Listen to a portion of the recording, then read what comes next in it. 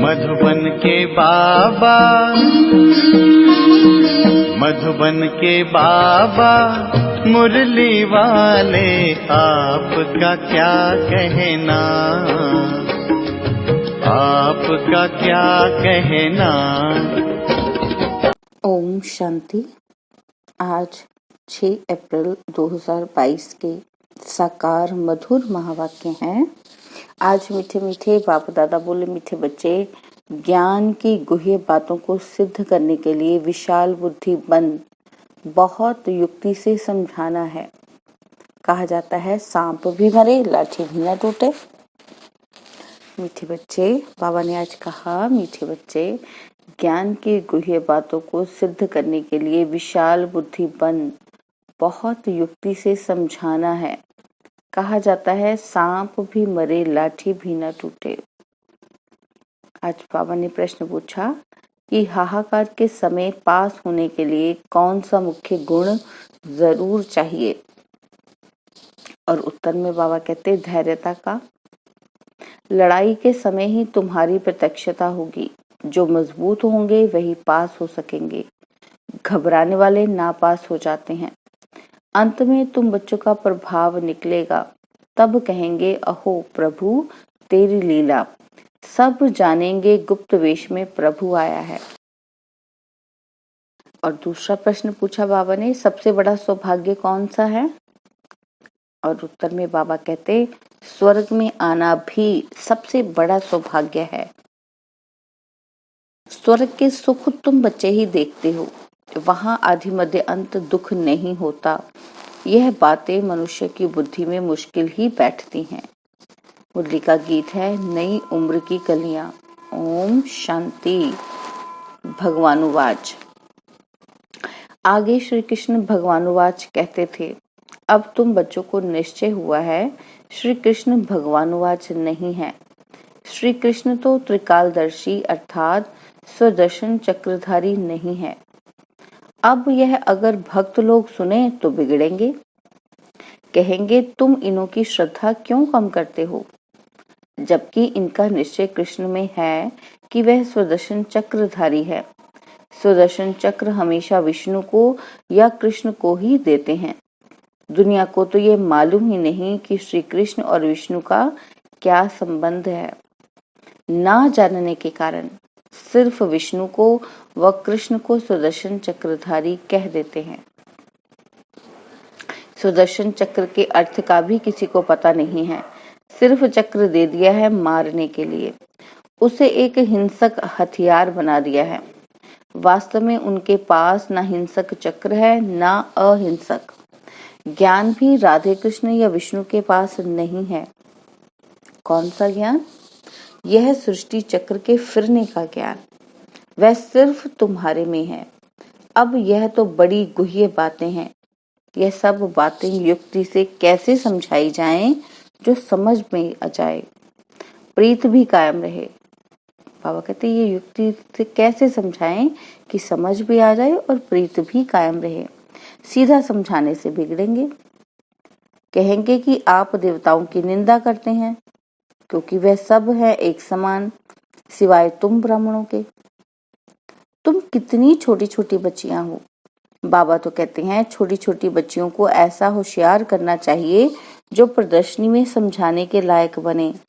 जिसमें ज्ञान है वह आप ही ऑफर करते हैं कि हम प्रदर्शनी समझा सकते हैं।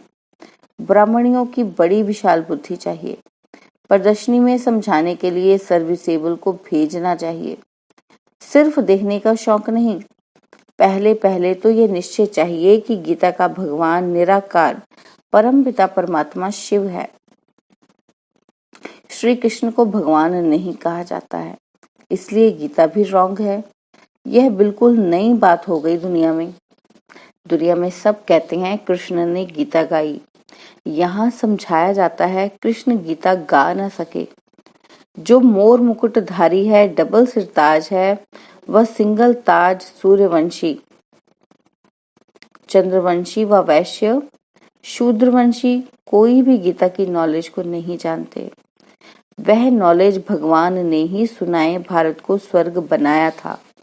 तो दुनिया में सच्चा गीता का ज्ञान आए कहाँ से? यह सब भक्ति की लाइन में आ जाते हैं। वेद शास्त्र आदि पढ़ते पढ़ते नतीजा क्या हुआ? गिरते ही आए हैं, कलाएं कम होती ही गई हैं। भल कितनी भी घोर तपस्या करे, सिर काट कर रखे, कुछ भी फायदा हो न सके। हर एक मनुष्य मात्र को तमो प्रधान जरूर बनना है। उसमें भी खास भारतवासी देवी देवता धर्म वाले ही सबसे नीचे गिरे हुए हैं। पहले सबसे सतो प्रधान थे, अब तमो प्रधान बन गए हैं।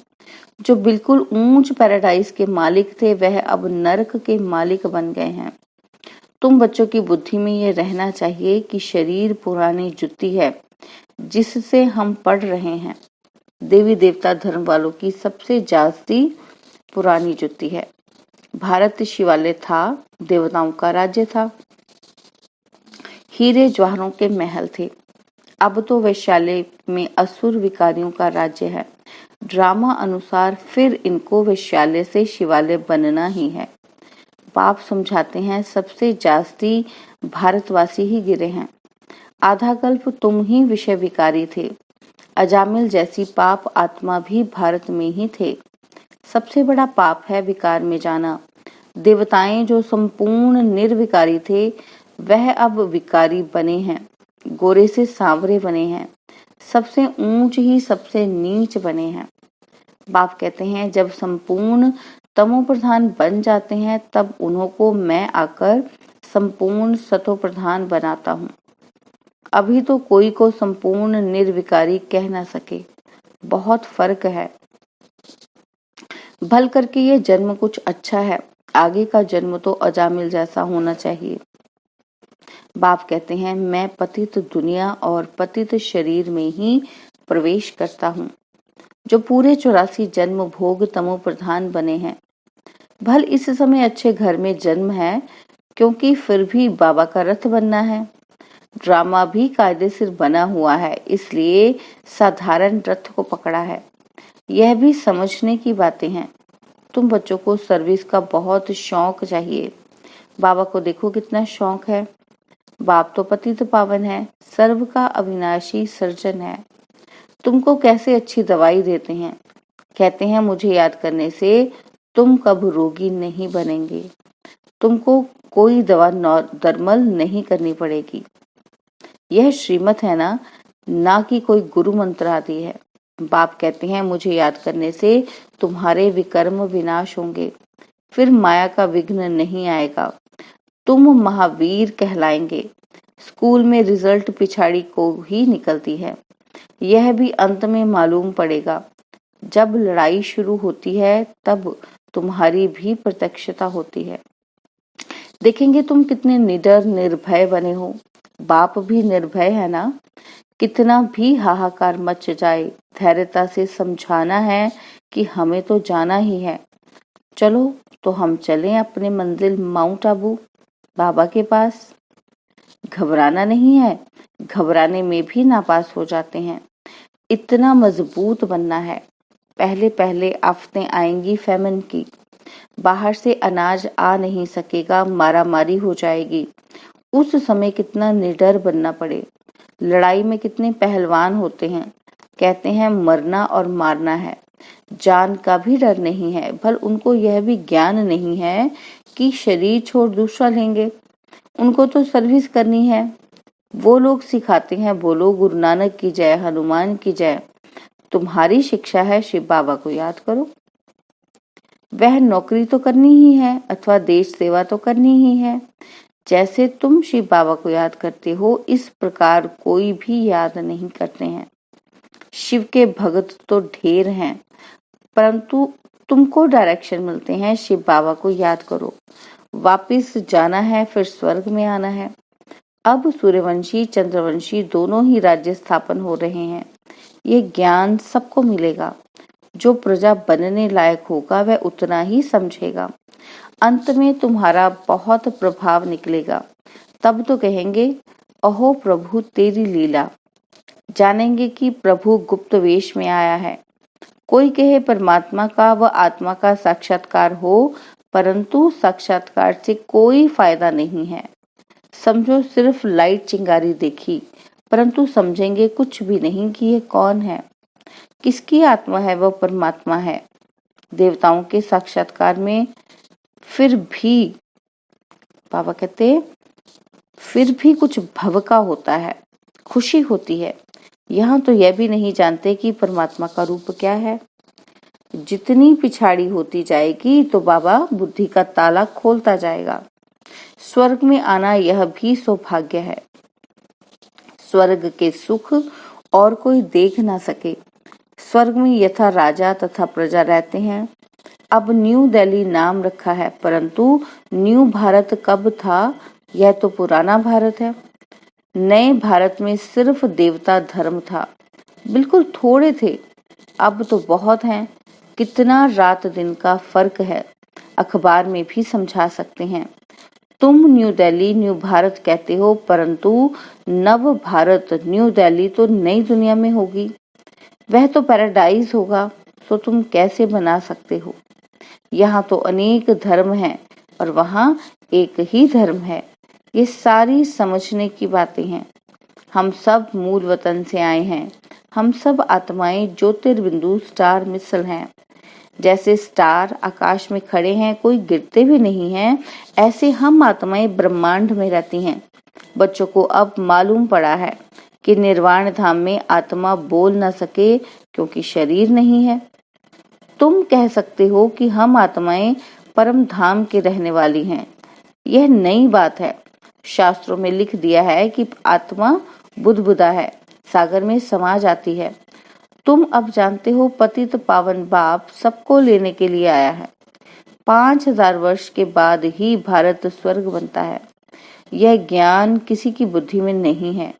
बाप ही आकर समझाते हैं, हम ही राज्य लेते हैं, हम ही राज्य गवाते हैं।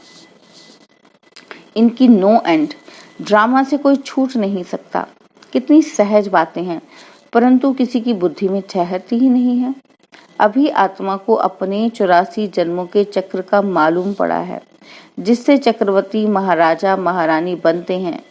यह सब खत्म होने वाला है। विनाश सामने खड़ा है।